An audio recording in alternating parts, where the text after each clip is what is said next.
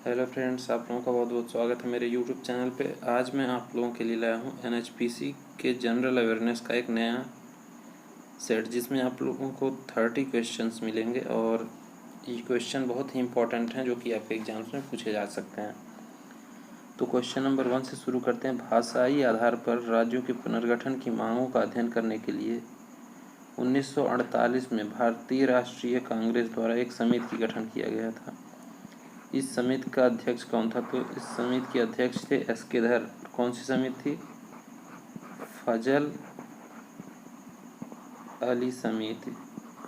ठीक है, ये भी याद रखिएगा कौन सी समिति थी और उसके अध्यक्ष कौन थे। तो फजल अली समिति ये बनी थी जिसके अध्यक्ष थे एस.के. धर। नेक्स्ट क्वेश्चन, किस नदी को तिब्बत में सांगपो और बांग्लादेश में जमुना कहा जाता है? ठीक है, तो ब्रह्मपुत्र नदी को तिब्बत में सांगपो के नाम से जाना जाता है और बांग्लादेश में इसको जमुना के नाम से जाना जाता है। ठीक। क्वेश्चन नंबर 3, भारत के संविधान की दूसरी अनुसूची के भाग ई में निम्नलिखित में से किस अधिकारी के वेतन परिलब्धियां का उल्लेख है? तो नियंत्रक एवं महालेखा परीक्षक, कंट्रोलर एंड ऑडिटर जनरल के वेतन और परिलब्धियों के बारे में जो है भारतीय संविधान की दूसरी अनुसूची के भाग ई में लिखा गया है। ठीक है, CAG, controller and auditor general. Next question, dendrology is the study of. Dendrology study of क्या है? वुडी प्लांट, काष्ठी पेड़ों का। काष्ठी पेड़ों का अध्ययन जो होता है, अध्ययन, उसको हम कहते हैं क्या? डेंड्रोलॉजी। ठीक है।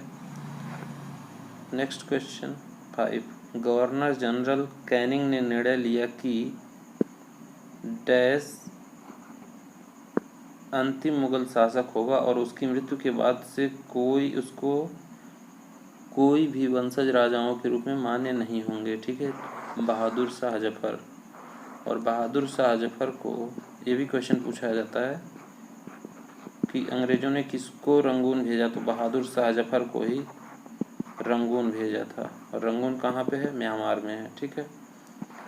नेक्स्ट क्वेश्चन, मानव पाचन तंत्र में इनमें से कौन सा एंजाइम प्रोटीन को प्रोटियोज और पेप्टोन में परिवर्तित करता है? तो ये होता है पेप्सिन। पेप्सिन एंजाइम जो है प्रोटियोज को पेप्टोन में परिवर्तित कर देता है। तो करेक्ट ऑप्शन आपका हो जाएगा 3rd। नेक्स्ट क्वेश्चन, निम्नलिखित में से किस कंपनी ने कोना नामक एक विद्युत बहुउपयोगी वाहन SUV प्रस्तुत किया है? तो ये हुंडई जो कंपनी है इसने प्रस्तुत किया है। ठीक है। निम्नलिखित हस्तियों में से कौन प्रार्थना समाज से संबद्ध नहीं थे? तो प्रार्थना समाज, आत्माराम पांडुरंग, R.G. भंडारकर, M.G. रानाडे, ये तीनों लोग संबंधित थे। ईश्वर चंद्र विद्यासागर जो थे ये प्रार्थना समाज से संबंधित नहीं थे। घातक रोग एनीमिया डैश की कमी के कारण होने वाली बीमारी है। तो ये विटामिन B12 की कमी से कौन सी रोग हो जाती है? एनीमिया हो जाती है। ठीक है, करेक्ट ऑप्शन आपका हो जाएगा 3rd। क्वेश्चन नंबर 11, भारतीय संविधान की प्रस्तावना में 3 प्रकार के न्याय का उल्लेख किया गया है, इनमें से कौन सा शामिल नहीं है? ठीक है, तो सांस्कृतिक न्याय जो है ये शामिल नहीं है, वहाँ पे सामाजिक न्याय, राजनीतिक न्याय और आर्थिक न्याय है। ठीक है, सांस्कृतिक न्याय की चर्चा नहीं की गई है। इंद्रधनुष का निर्माण पानी की प्रलंबित सूक्ष्म बूंदों द्वारा प्रकाश के डैश के कारण नहीं होता है। तो ये अवशोषण के कारण नहीं होता है। ठीक है, करेक्ट ऑप्शन आपका हो जाएगा B। निम्नलिखित में से जल निकायों में से किसकी लवणता सर्वाधिक होती है? तो सबसे ज़्यादा जो है वान लेक का खारा जल, सबसे ज़्यादा खारा जल किसकी होती है?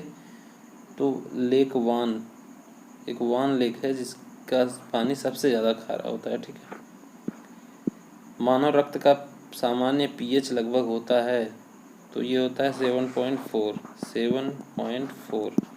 Human blood. ह्यूमन ब्लड का जो pH मान होता है वो 7.4 होता है। ठीक है, निम्नलिखित में से क्या विटामिन B12 का समृद्ध स्रोत नहीं है? तो सूर्य का प्रकाश जो है विटामिन B12 का समृद्ध स्रोत नहीं है। मछली है, मांस है, अंडा, इन सब में जो है B12 मिलता है, विटामिन B12 इस सब में मिलता है। ठीक है,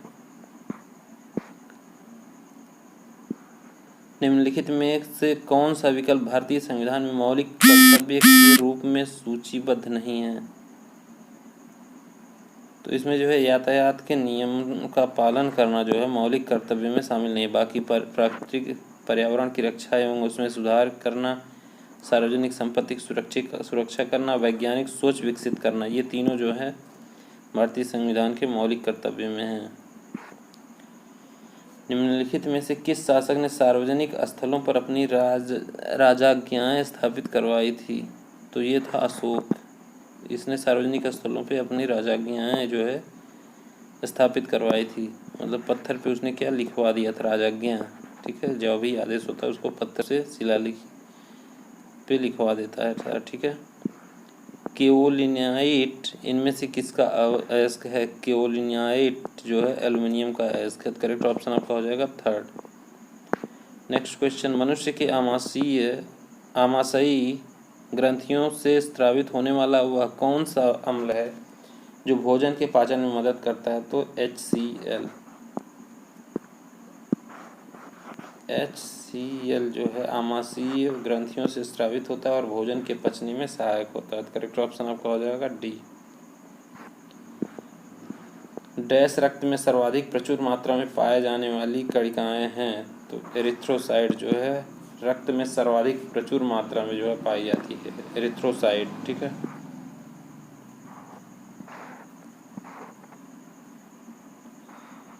the prestigious golden peacock award are conferred for the contribution in the field of, मतलब ये जो गोल्डन पीकॉक अवार्ड है ये किस फील्ड में दिया? तो ये दिया था कॉर्पोरेट गवर्नेंस एंड सस्टेनेबिलिटी। ठीक है, तो करेक्ट ऑप्शन आपका थर्ड हो जाएगा। 1952 में भारत में निम्नलिखित में से कौन सा स्तनधारी पशु विलुप्त घोषित किया गया था? तो 1952 में जो है चीता को विलुप्त स्तनधारी घोषित किया जा चुका था। ठीक है, सिरका यह किसका एक जलीय विलयन है? सिरका जो है एसिटिक एसिड प्रचुर मात्रा में सिरका में पाया जाता है। ठीक है, यदि कोई समुद्र तट मंगलवार को सुबह 5 बजे ज्वार से प्रभावित होता है तो यहाँ सामान्यतः किस समय अगला ज्वार आएगा? तो ये मंगलवार शाम को 5:25 पे आएगा। ठीक है,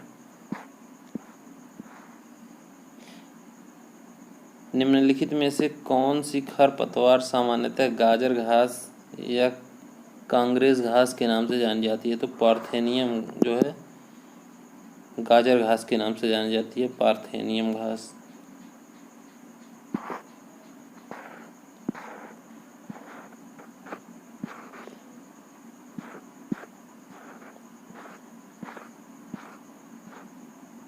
भारी जल के बारे में निम्नलिखित में से कौन सा कथन सही नहीं है? तो इसमें आपका सेकंड सही हो जाएगा, यह पीने के लिए पूर्णतः सुरक्षित है। तो भारी जल पीने के योग्य नहीं होता है। ठीक है, तो करेक्ट ऑप्शन आपका हो जाएगा सेकंड।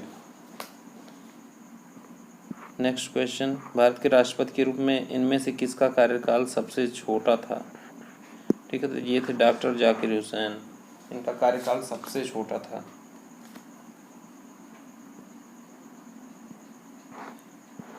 सैन्य दस्ते की भागीदारी के संदर्भ में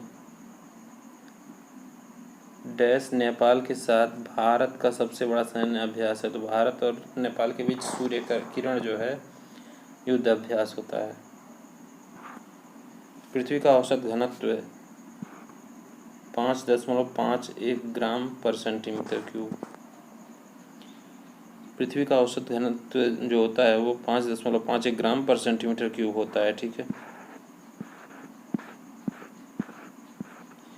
विटामिन D3 का रासायनिक नाम क्या होता है? तो विटामिन D3 का रासायनिक नाम होता है कैल्सीफेरॉल। ठीक है,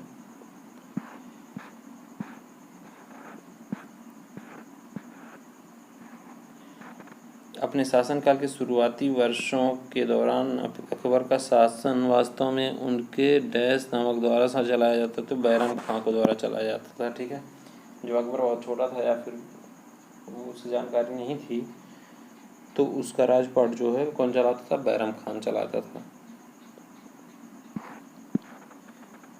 गैलेना, गैलेना ब्रैकेट में रंगा किसका अयस्क है? तो गैलेना जो है सीसा का अयस्क है।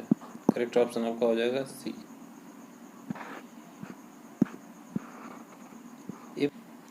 Next question number, if a file name has a default suffix .xls what will be the content of the file? तो ये होगा ए स्प्रेडशीट। करेक्ट ऑप्शन आपका हो जाएगा सेकंड, स्प्रेडशीट।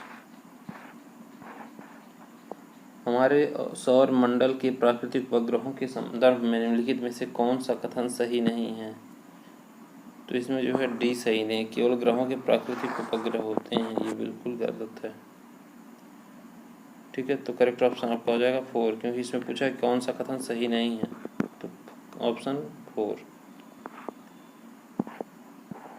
कंप्यूटर पर MP4 फाइलें प्रदर्शित करने के लिए इनमें से किस सॉफ्टवेयर का प्रयोग किया जाता है? तो ये किया जाता है विंडोज मीडिया प्लेयर का उपयोग किया जाता है। ठीक है,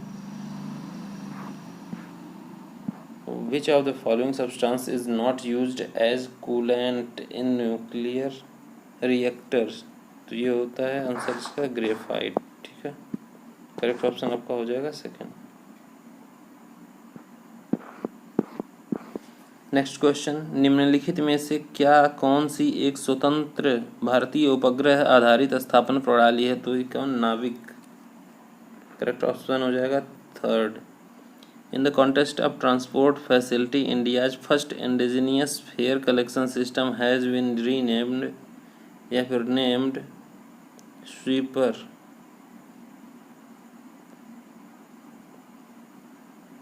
करेक्ट ऑप्शन हो जाएगा आपका 3। निम्नलिखित में से क्या तांबे का अयस्क नहीं है? तो इसमें जो है अर्जेंटाइड तांबे का अयस्क नहीं है। मानव शरीर में विटामिन डैश की कमी से नेत्र प्रदाह हो सकता है, तो ये विटामिन ए की कमी से, आप लोग याद रखिए, विटामिन ए की कमी से सारे जो है